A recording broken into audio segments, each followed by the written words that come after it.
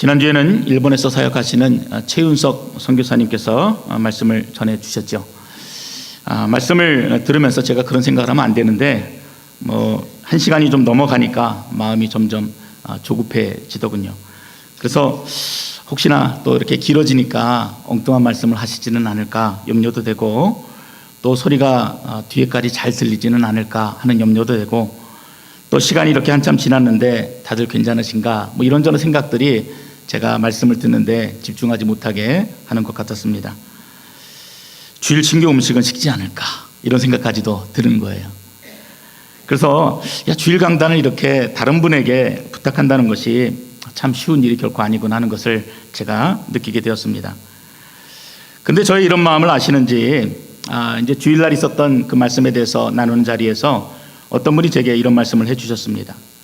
그러니까 대부분 선교사님들이 오셔서 말씀을 전해주시면은 마치 자신의 능력이나 실적을 보고하는 것처럼, 그래서 자랑하는 듯한 느낌을 많이 받게 되는데, 이분의 아드님이 대학에 떨어져서 재수한다는 이야기, 그 이야기가 마음이 위로가 되었다는 거예요. 그뿐만이 아니라 오랫동안 함께 했던 성도들이 다 떠난 이야기는 어쩌면은 선교사로서 감추고 싶은 실패 이야기고, 또 모든 이야기들이 다 두려움과 관련된 이야기고 연약함과 관련된 이야기인데, 이렇게 솔직하게 자신의 아픔들을 나누어 줄 수 있어서 참 마음에 큰 위로가 되었다, 큰 은혜의 시간이 되었다, 이런 말씀을 제게 나누어 주셨습니다.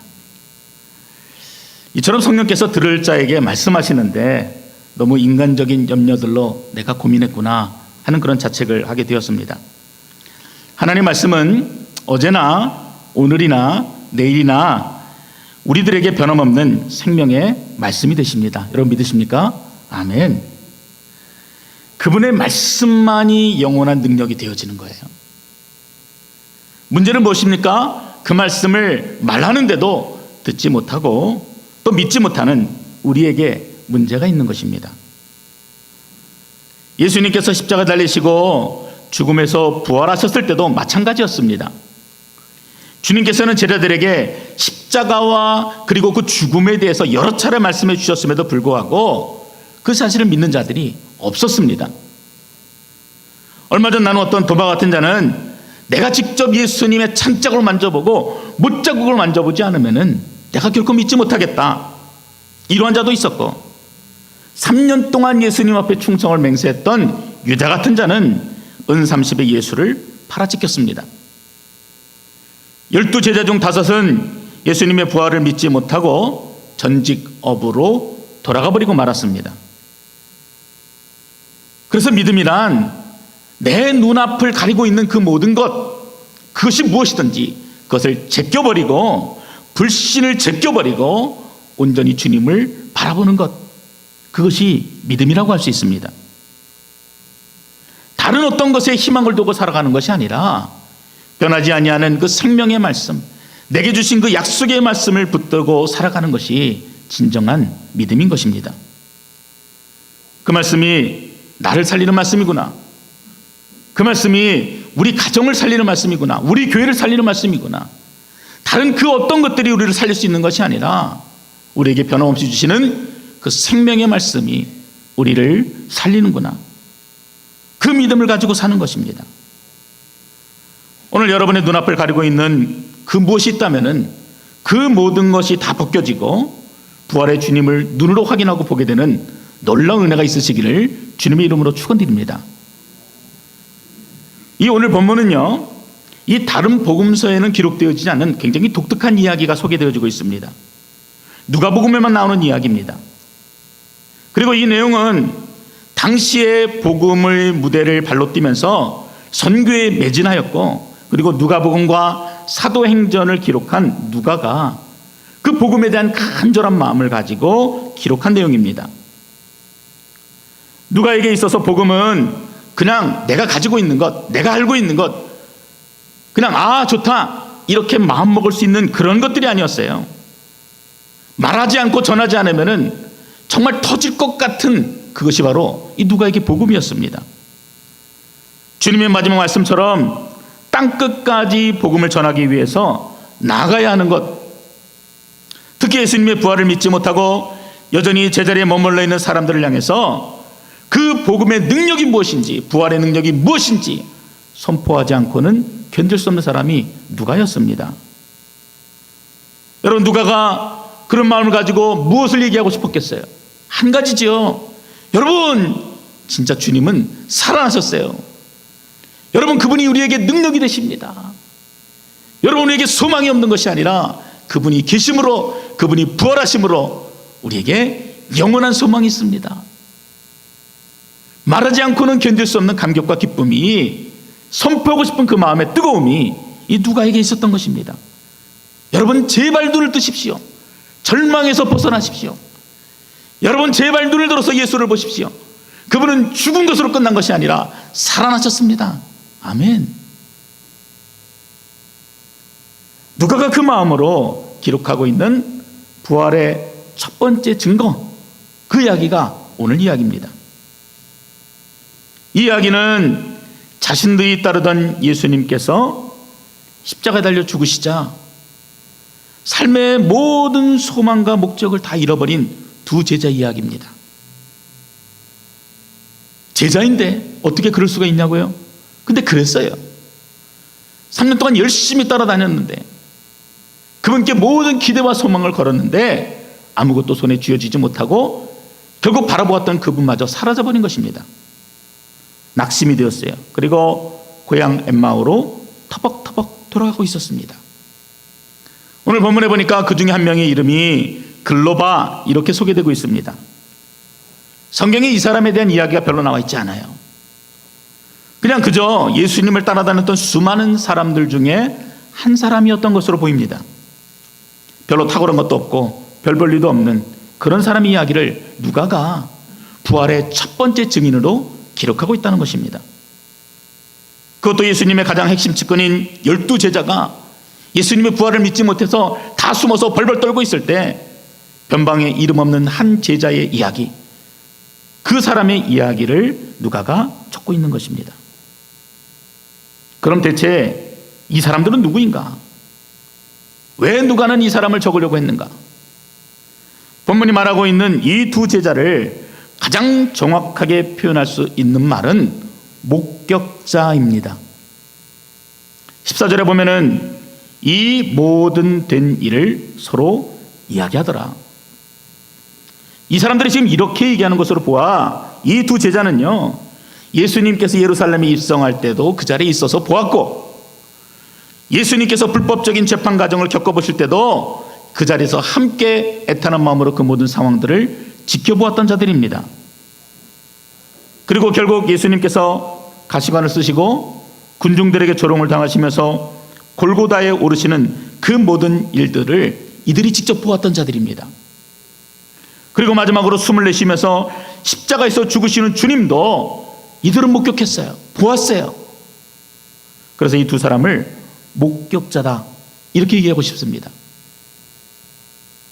그러나 우리는 이 두 제자를요, 증인이라고 부르기에는 무엇인가 마음이 시원하지가 않습니다. 주님께서는 사흘 만에 다시 부활하신다는 것을 모든 제자들, 그리고 모든 사람들에게 이야기해 주셨습니다. 물론 제자들은 더 많이 들었겠지요. 분명히 들었을 것입니다. 그럼에도 이들은 믿지 못하고 어떻게 했다고요? 절망하고 낙담하여서 집으로 돌아가고 있었기 때문입니다. 어찌 이 두 사람뿐이겠습니까? 마가복음 16장에 보면은 평소 예수님은 내가 죽은 지 사흘 만에 살아나리라 몇 번이고 제자들에게 말씀하셨지만, 정작 그 말씀을 기억하고 사흘째 되던 날 아침 일찍 무덤 앞에서 서성거린 제자라고는 하나도 없었습니다. 그럼 무덤을 찾았던 자들은 누구입니까? 사회적으로 아무도 관심을 두지 않았던 여인들이 무덤을 찾았고, 그 여인들의 이야기를 들은 그제서야 부랴부랴 무덤으로 뛰어갔던 자들이 제자들이었습니다. 그래서 엄밀히 말하면은 오늘 이 이야기는 엠마오로 가는 두 제자의 이야기, 부활의 증인에 대한 이야기가 아니라 그저 예수님을 바라보지 못해서 목격 자리에 머물렀던 그 사람들의 이야기, 오늘 우리들에게 적용한다면은 입으로는 내가 예수를 믿습니다, 내가 부활의 주님임을 믿습니다 라고 말하면서도 여전히 삶의 자리에서는 절망하고 살 소망을 잃어버린 그리스도인들을 위한 이야기입니다. 한마디로 이런 형편없는 자도 주님을 만날 수 있다는 그 소망의 메시지를 오늘 본문이 우리에게 주고 있습니다. 부활은 과연 역사적인 사실인가? 이 문제를 가지고 당대 최고의 학자들이 붙었습니다. 논쟁이 벌어진 겁니다. 부활은 없다 하는 이 무신론의 입장에서는 영국의 앤토니 플루가 나왔고, 아니다, 예수의 부활은 역사적인 사실이다, 분명히 있었던 일이다, 이런 입장에서는 부활에 관한 책을 10권이나 집필한 미국의 게리 하버마스가 토론에 참여했습니다. 무신론자 플루의 주장은 한마디로 부활의 증거로 제시되고 너희들이 말하고 있는 그 모든 것들이 확신한 증거로 인정받기에는 부족함이 너무 많다, 이런 이야기를 했습니다. 우주 안에서 벌어지는 다른 모든 것들과 비교해도 너무나 일관성이 없고 설명이 되어지지 못하고 부활한 예수의 살과 피를 제자들이 보았다는 사실 자체도 믿을 수 없는 일들이다. 그래서 마지막으로, 그래서 부활을 보았다고 하는 것은 직접 보았다는 것이 아니라 제자들이 무엇인가 환각이 되어서 환영을 본 것에 불과하다, 이렇게 얘기했습니다. 그러자 하버마스가 굉장히 차분하고도 강력하게 반론을 제기했습니다. 의학적으로 보아도 십자가형을 당하고 죽지 않을 수 있는 확률은 거의 없습니다. 만약 부활을 조작하려 했다면 당시 법정에서 증언의 효력이 없는 여인들의 이야기를 성경이 결코 적지 않았을 것입니다. 그리고 예수가 부활하지 않았다면 낙심하여서 제각기 뿔뿔이 흩어져 버린 제자들이 그 이후에 죽음을 불사할 정도로 예수 그리스도의 강력한 증언자가 될 수 있었겠습니까? 이러면서 조목조목 반문했습니다. 열띤 토론의 결과 5명의 심사위원 중 4명이 하버마스 박사의 손을 들어줬습니다. 뿐만 아니라 그 자리에 참석한 청중들도 하버마스 박사의 말을 듣고는 믿지 않던 사람들까지도 예수의 부활을 믿게 되었다 하는 글이 책에 적혀 있습니다. 그런데 어느 날 이 하버마스 박사의 아내가 위암에 걸렸습니다. 손을 쓸 수 없을 만큼 병세가 악화되어 아내는 서서히 죽어가고 있습니다. 어린 자녀 넷을 둔 가장으로서 그 아내가 죽어가는 모습을 본다는 것은 정말로 이 세상에서 겪을 수 있는 그 지옥과도 같은 고통일 것입니다. 오늘 아내는 2층에 있는 자기 방에서 누워서 신음하고 있고, 자기 자신은 모든 소망을 잃고 현관에 앉아서 깊이 고민하고 있을 때 끊임없이 전화벨이 울리고, 그 전화들은 자신을 격려하고자 하는 제자들의 전화였습니다. 그런데 그 제자들이 다들 한결같이 이런 이야기를 하는 것입니다. 그것은 부활의 소망에 대한 이야기였습니다. 내가 그렇게 이야기했던 일들인데, 내가 그렇게 가르쳤던 일들인데 제자들이 나에게 부활에 대한 이야기를 해주는 거예요. 그 순간 정신이 번쩍 들었습니다. 평생토록 내가 부활의 증인으로 그렇게 자부하면서 사람들에게 설득하고 사람들에게 가르치고 논쟁의 자리에서는 뜨겁게 예수님을 변호했는데, 그럼에도 불구하고 지금 아내가 죽어가는 현장에서 이 부활의 신앙이 아무런 소용이 없는 것처럼 깊은 고통에 빠져있는, 절망에 빠져있는 자기 자신을 보게 된 것입니다. 조금 전에 그 전화를 받기 전까지만 해도 하나님, 왜 하필 내 아내입니까? 왜 하필 내 아내가 이런 병에 걸려서 죽을 수밖에 없습니까? 그렇게 항변하고 있었는데 학생들의 전화를 받고 나니까 마음에 막 부활에 대한 소망이 일어난 것입니다. 그렇지, 하나님은 예수님을 사흘 만에 죽음에서 살리셨어. 그렇다면 내 아내도 반드시 하나님이 살리실 거야. 비록 육신은 죽을지라도 주님이 부활하신 것처럼 때가 되면 내 아내도 부활할 거야. 그리고 나도 죽을 것이고 나중에는 부활할 거야. 그러므로 내가 왜 낙심하고 깊은 고뇌에서 헤매겠는가? 이 논쟁을 다룬 책에 보면은요, 이러한 이야기가 나와 있습니다. 여러분 어떻습니까? 말씀이 내게 능력이 되지 못하고 여러분 그저 그 자리에서 절망의 모습으로, 낭망의 모습으로 그저 그렇게 목격 자리에 여러분이 계시지는 않습니까? 내가 부활의 주님을 믿는다는 것은요, 단지 그냥 머리로만 알고 있는 것, 그것이 아닙니다. 그 부활의 능력을 믿는다는 것은 대다수의 그리스도인들처럼 그렇게 목격자로 살아가는 것, 그것을 이야기하는 것이 아니에요. 비슷해 보이지요? 뭐 모양도 비슷하고 별로 틀린 것도 없어 보이고, 이렇게 살아도 되고 저렇게 살아도 되는데 뭘 그렇게 어렵게 따집니까? 그렇게 쉽게 설명해 볼 수 있는 문제들이 아니에요. 부활의 주님을 이야기하면서 여전히 마음으로는 믿는 자답게 살아가지 못하고 용기와 힘을 얻지 못하고 있는 우리들의 부끄러운 자고상인 것입니다. 요즘 아이들의 말을 빌리자면은 우리들의 부끄러운 민낯입니다. 얼마 전 아랍의 신문에 어떤 신혼부부 이야기가 보도된 적이 있습니다. 그림 같은 비치에서 수영을 하고 즐겁게 신혼여행을 즐기고 있었는데 아마도 바람불에 신부의 메이크업이 지워졌던 것 같습니다. 그러니까 신랑이 그 모습을 보고 너무나 놀랐다는 것이에요. 왜요?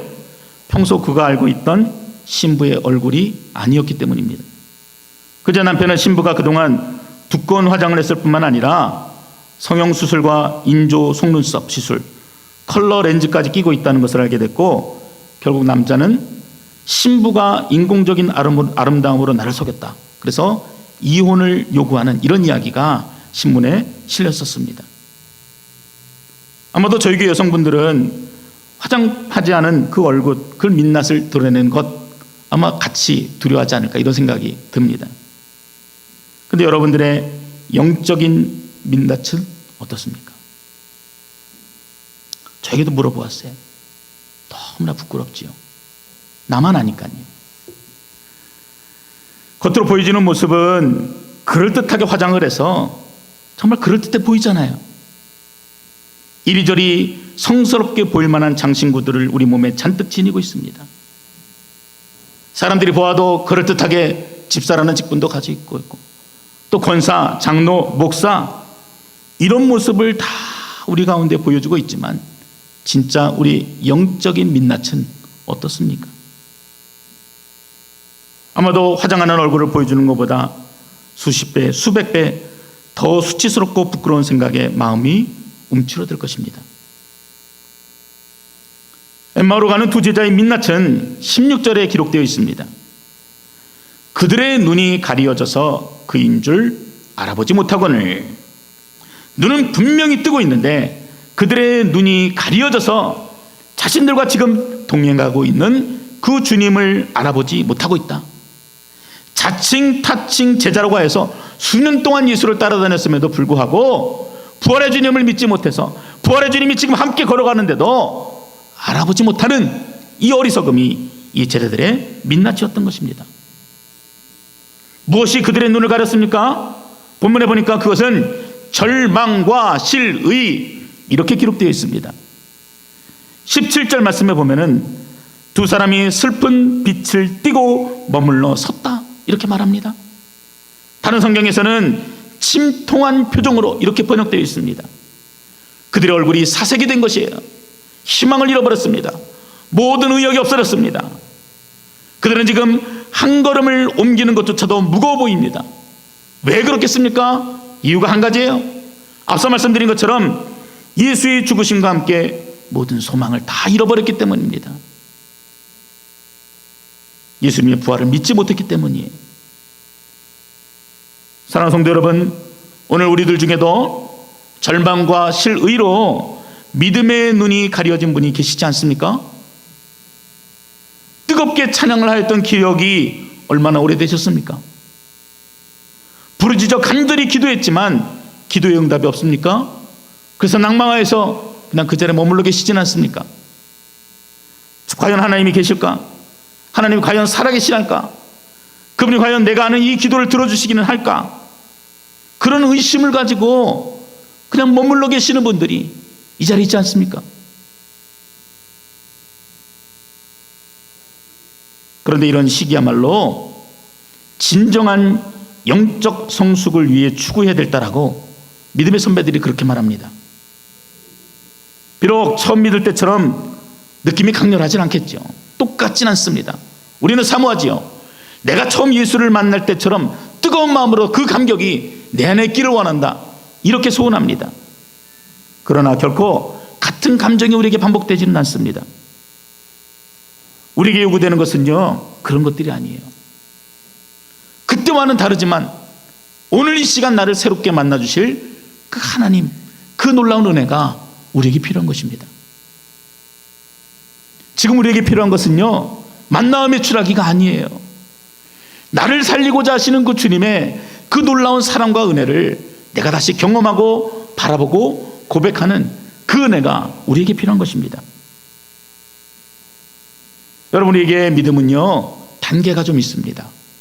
우리가 처음 예수를 믿을 때는요, 눈에 보이는 것이 마치 전부인 것처럼 그렇게 생각이 듭니다. 근데 예수를 믿을 때 어떻습니까? 눈에 보이지 않는 예수님을 나의 주님이라고 고백하는 놀라운 일들이 벌어집니다. 자, 그렇게 마음이 뜨거워져요. 그럼 이제 그때는 무엇을 구하게 됩니까?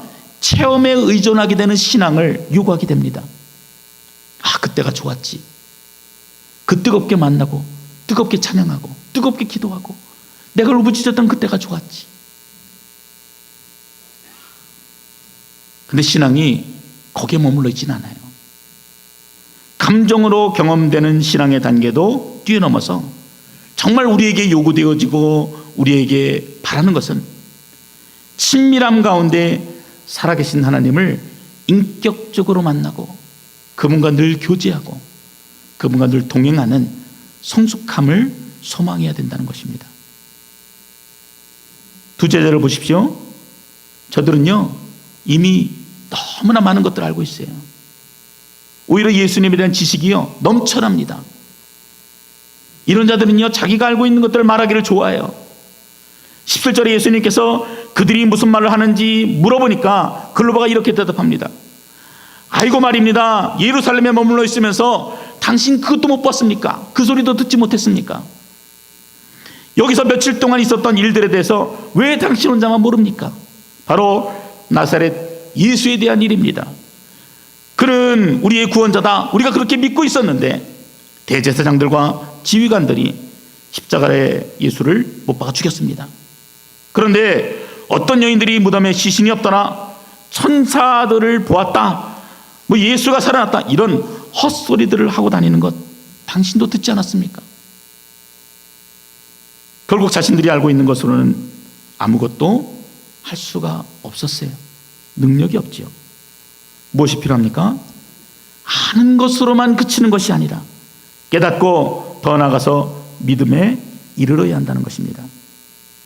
이 말씀이, 이 복음이, 이 부활의 소식이 세상을 바꾸고 나와 내 사랑하는 가족들을 살릴 수 있는 생명의 진리라는 것을 믿음으로 보는 것입니다. 그것이 능력이 되는 것입니다. 다행인 것은 뭔지 아십니까? 예수님께서 이런 제자들의 연약함을 아셨다라는 거예요. 그리고 이 사람들에게 맞는 처방을 내리십니다.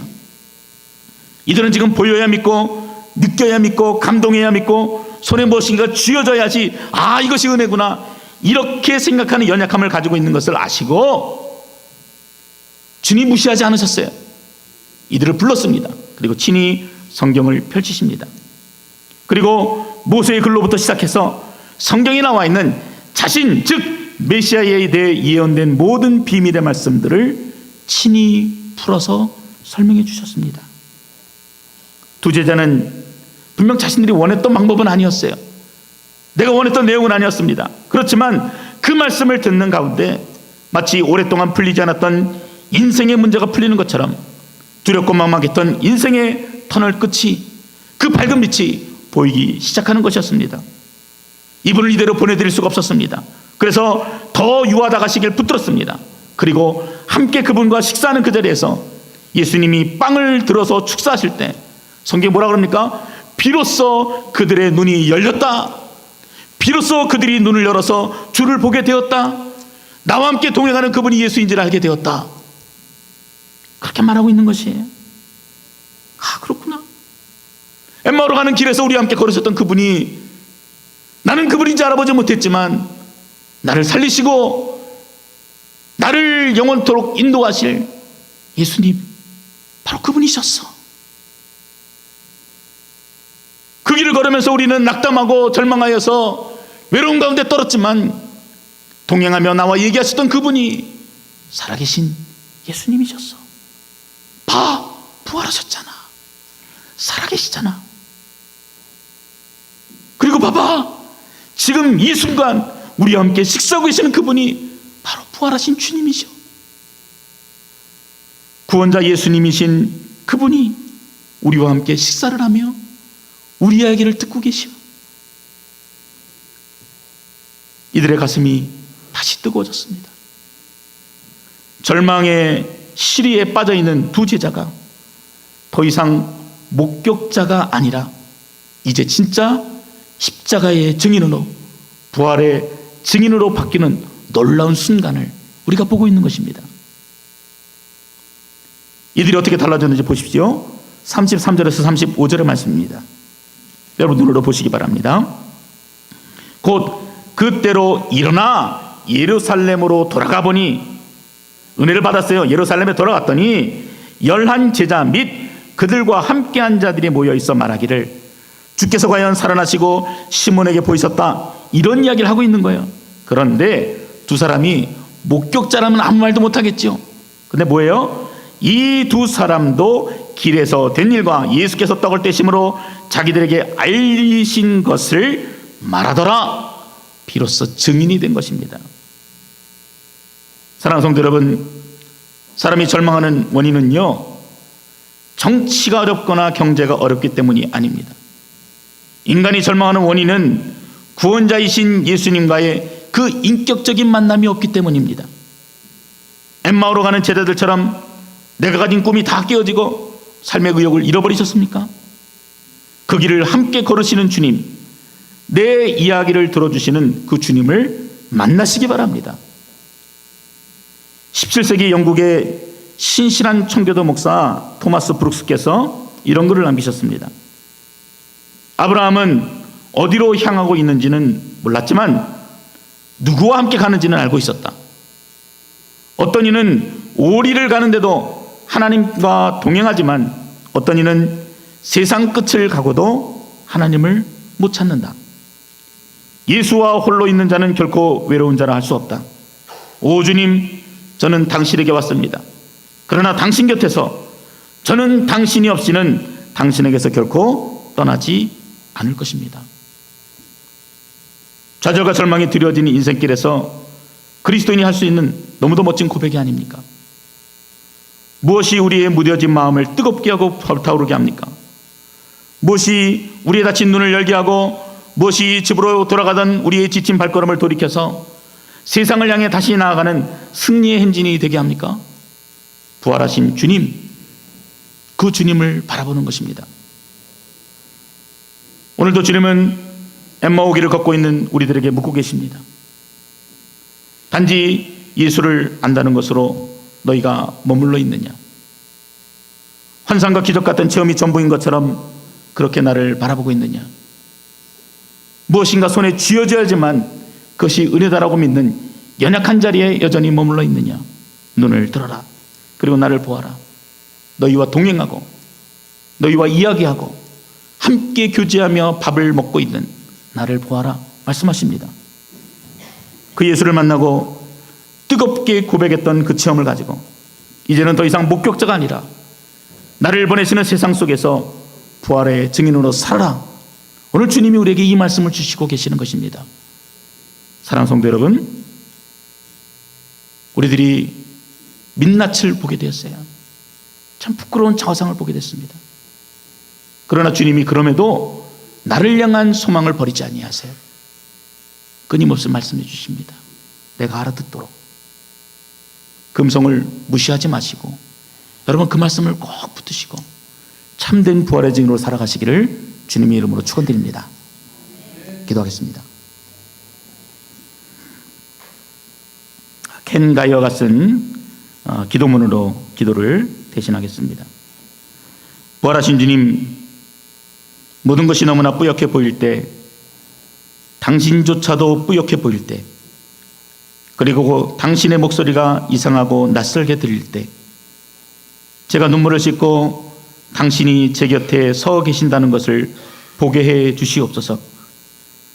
제가 왜 우는지를 알고 싶어 하시고 제 상처가 무엇인지도 알고 싶어 하시고 제 눈에서 눈물을 닦아주고 싶어 하신다는 것을 보게 해 주십시오. 감사합니다. 부활의 주님, 거기에 계심을 감사합니다. 그리고 결코 저를 떠나시거나 버리시지 않고 제 삶의 가장 어두운 추운 곳에도 함께 계심을 감사드립니다. 예수님 이름으로 기도드렸습니다. 아멘.